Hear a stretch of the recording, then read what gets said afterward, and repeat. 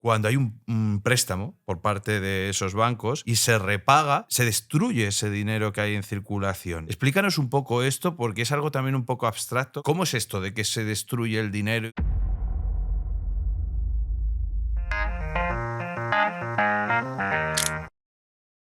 Así como hay creación de dinero, hay su antítesis, hay destrucción de dinero. Ujú, ¿Cómo destruye dinero un gobierno? Y ujú, esto es importante porque no sé si han notado, pero la mayoría de las personas siempre dicen, los gobiernos están gastando mucho dinero, tienen que frenar el gasto y no solo frenarlo, reducirlo y tienen que repagar su deuda porque su deuda está muy alta. mm, Vale, respetable ese pensamiento, pero lo que estás llamando es a la bestia de la destrucción de liquidez. ujú. Entonces, así como el gobierno crea dinero, como te lo expliqué, destruye cuando recibe impuestos, cuando te cobra impuestos o cuando emite deuda, ¿no? Ujú. Entonces, ¿qué sucede?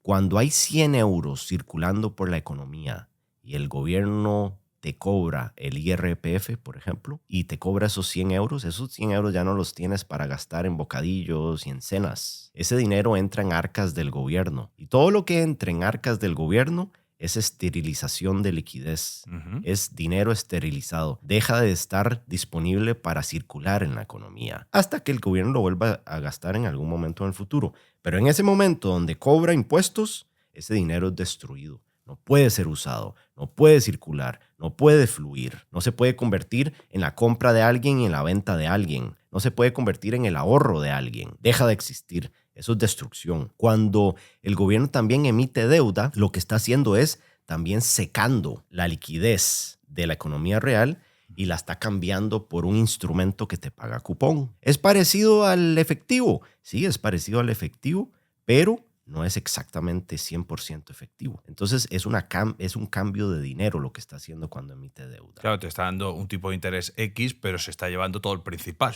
que está Exactamente. desapareciendo. Igual con el tema de los impuestos. Si el gobierno gasta antes todo, cuando ya lo ha gastado, parte lo anula con los impuestos que está recibiendo y eso se destruye y Exactamente. desaparece. Ahora se Exactamente. entiende mucho mejor, porque esa es una de las cosas que nos cuesta concebir entre nosotros, porque pensamos a nivel personal, ¿no? No a nivel de gobierno.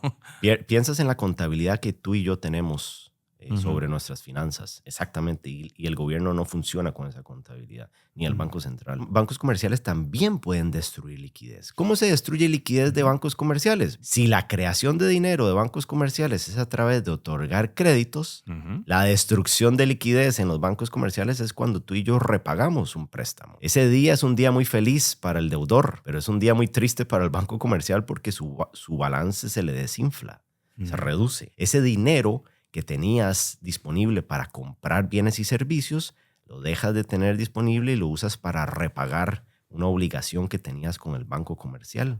Entonces ese dinero ya no está en la economía potencialmente circulando en las manos de las personas. ujú, Eso es destrucción de liquidez cuando los préstamos comerciales son repagados. Y entonces los bancos comerciales van a tener que ver cómo sustituyen eso. Otorgan más crédito o si deciden disminuir sus balances. En ujú, tiempos de crisis, los bancos se vuelven conservadores, no otorgan créditos y más bien los créditos que son repagados no los reemplazan. Y entonces ujú. su balance va bajando, va disminuyendo.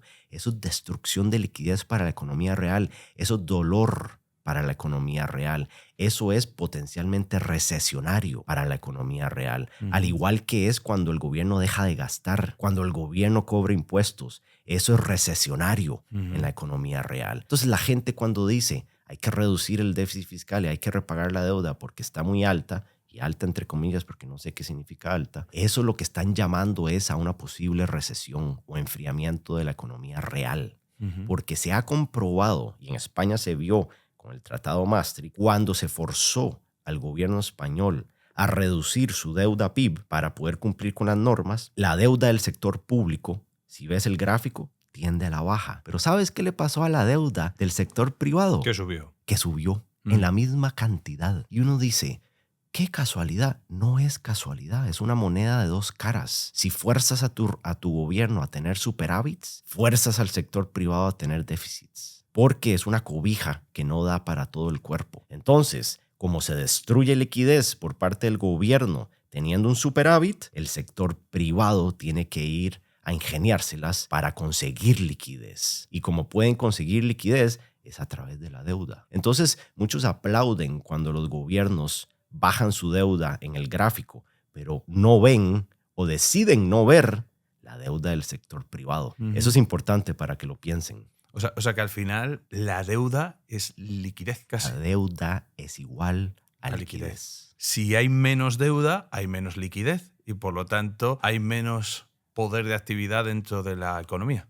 Exacto. Buah. Y la liquidez mueve los mercados. La liquidez mueve los mercados financieros. La liquidez mueve la economía real. Entonces, cuando se habla de que hay países que tienen un endeudamiento sobre el PIB muy alto y cada vez más alto, que sale mucho en las noticias. Japón ya ha superado el 200% del Producto Interior Bruto. España va por el 120, 130. Estados Unidos va por tanto. Y luego hay otros países que todo lo contrario, que tienen ese, no sé si porcentaje, pero mucho más bajo, o vamos a hablar de un 60, 70, 80%. Se dice que unos lo están haciendo muy mal y que otros lo están haciendo bien. Tú comentas, según esta explicación, que los que lo están haciendo bien a nivel estatal, a lo mejor lo que tiene es mucho endeudamiento privado para poder compensar eso. ¿O cómo funciona todo esto? Absolutamente. Te voy a dar un ejemplo. Yo subí un hilo que decía, la gente dice, qué bien maneja Suiza sus finanzas. Vean el gobierno, lo responsable, entre comillas.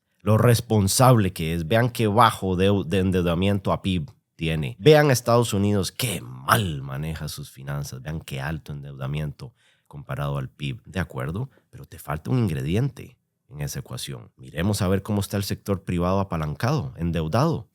Y de repente te das cuenta que Suiza tiene una deuda PIB del sector privado brutal. Y luego te fijas en Estados Unidos y el sector privado. ¿Sabías que el sector privado, su deuda PIB, es el mismo hoy en día que el que había en el 2008? Entonces dime tú si eso es riesgoso, si el sector privado está en mala posición en Estados Unidos. Para nada. Más bien han logrado desapalancar, desendeudarse a lo largo de los años porque el gobierno de Estados Unidos ha decidido ser el que tome la batuta en el endeudamiento y le ha permitido al sector privado tener una válvula de escape para reducir su deuda. Entonces dime tú cuál sistema es más, entre comillas, responsable. Uno que tiene la deuda en arcas del gobierno que puede imprimir dinero para repagarla, o uno que tiene la deuda en su sector privado que si entra en problemas no puedes imprimir dinero y vas a tener o que entrar en default, en quiebra, o empezar a vender activos financieros para conseguir liquidez para repagar deuda. Me acabas de romper en dos. O sea, es una cosa, y yo creo que a mucha gente y la audiencia acabas de toda la retórica, acabas de romperla por todos lados. ¿Cuál es la diferencia entre los depósitos y las reservas comerciales? Si puedes explicar más o menos ya para dar el punto final a cómo funciona todo esto de las reservas y de los depósitos. Las reservas, como les dije, son depósitos equivalentes, pero creados por el Banco Central. Entonces, por ejemplo, en los programas de QE, que es un programa monetario de expansión de balance, en el programa QE, tú, Luis Miguel, tienes bonos del gobierno y yo soy el Banco Central y te digo, dame esos 100 euros de bonos que tienes y te los cambio por estos 100 euros de reservas bancarias mías. Es un swap o un intercambio de activos. Entonces tú quedas en tus manos con reservas bancarias. Estas reservas bancarias son depósitos que no tienen riesgo de precio, como un bono, por ejemplo, no suben o bajan de precio porque son de hoy para mañana. Igual que un depósito en un banco comercial, esto es un depósito de la Reserva Federal o de un banco central. Entonces no tienen riesgo de precio, su rentabilidad va a tender a ser la más baja porque no tiene riesgo de duración y es totalmente pristino en su riesgo de crédito. Es dinero impreso por el Banco Central que no va a quebrar, ¿no? Eso es, pero como les dije, queda atrapado en la economía financiera, entre los bancos. Los bancos no pueden prestar las reservas bancarias y dártelas a ti para que te compres un coche. No pueden prestarlo a la economía real, solo pueden prestárselo entre bancos y mantenerlo dentro del sistema interbancario. Nada más, no permea hacia la economía real. Por eso es que digo que no es inflacionario por sí solo. Los depósitos comerciales son el dinero que creó un banco comercial y es lo que tú revisas cuando abres el app de tu banco y ves cuál es el saldo en tu cuenta.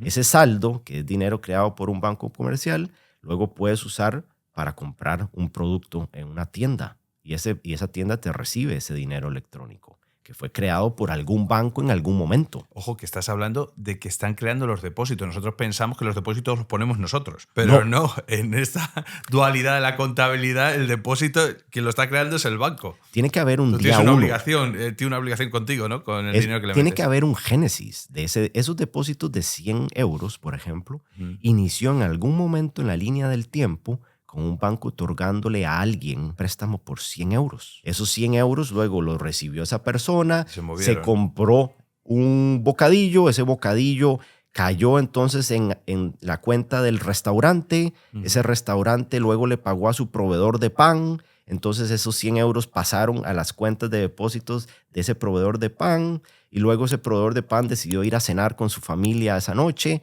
y cayó en arcas entonces ahora del restaurantero y así se mueve por toda la economía hasta que llega a tú o a mí o hasta que llega a ahorro. Alguien recibe en algún momento de esa línea cronológica los 100 euros y decide voy a comprar Bitcoin o voy a comprar acciones de Microsoft y quedan en forma de ahorro. O voy a comprar bonos del gobierno y quedan en ahorro. Últimamente, el último eslabón de la cadena es alguien lo ahorra y deja de estar entonces, si lo ahorra, por ejemplo, en bonos del gobierno, deja de estar disponible para ser consumido.